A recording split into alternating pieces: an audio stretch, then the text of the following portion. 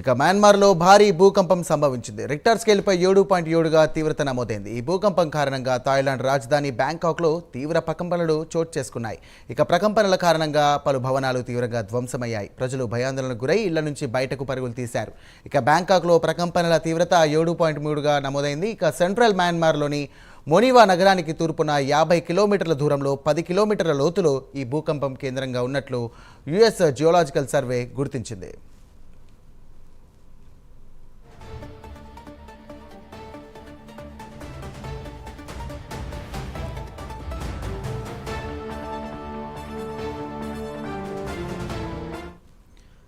ఇక స్థానిక కాలమానం ప్రకారం మధ్యాహ్నం 1:30 బ్యాంకాక్లో ప్రకంపనలు సంభవించాయి. పలు భవనాల్లో అలారం మోగడంతో ప్రజలు బయటకు పరుగులు తీశారు. పలు కార్యాలయాల అద్దాలు ధ్వంసమయ్యాయి. ఇక భీకర ప్రకంపనలకు ప్రజలు గజగజ వణికిపోయారు.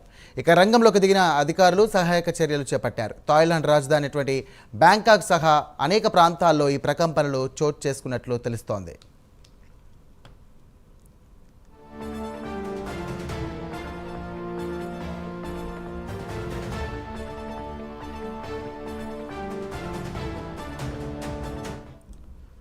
ప్రకంపనల ధాటికి అనేక భవనాలు ఊగిపోయాయి. ఓ భారీ భవంతి పై అంతస్తులో ఉన్న స్విమ్మింగ్ పూల్లోని నీరు కిందికి పడిపోయి వీడియోలు ఇక సామాజిక మాధ్యమాల్లో వైరల్గా మారాయి. మరోవైపు మయన్మార్లోని అనేక భవనాలు ధ్వంసమైనట్లు తెలుస్తోంది. అయితే భూకంపం కారణంగా ఆస్తి ప్రాణ నష్టం గురించి ఎలాంటి అధికారిక ప్రకటన రాలేదు.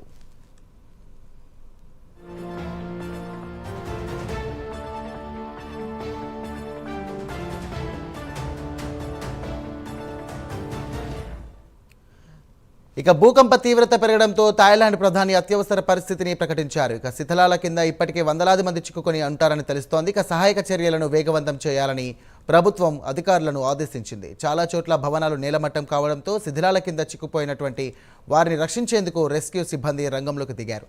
ఇక మయన్మార్, థాయిలాండ్లో భవనాల నుంచి బయటకు వచ్చిన ప్రజలు రోడ్ల మీదే గడుపుతున్నారు. మయన్మార్లో 2 సార్లు భూమి కంపించడంతో ప్రజలు భయాందోళనకు గురై అవుతున్నారు. ఇక వేలాది మంది నగరాలను ఖాళీ చేసి దూర ప్రాంతాలకు ప్రయాణమయ్యారు. దీంతో భారీగా ట్రాఫిక్ జామ్ అయింది.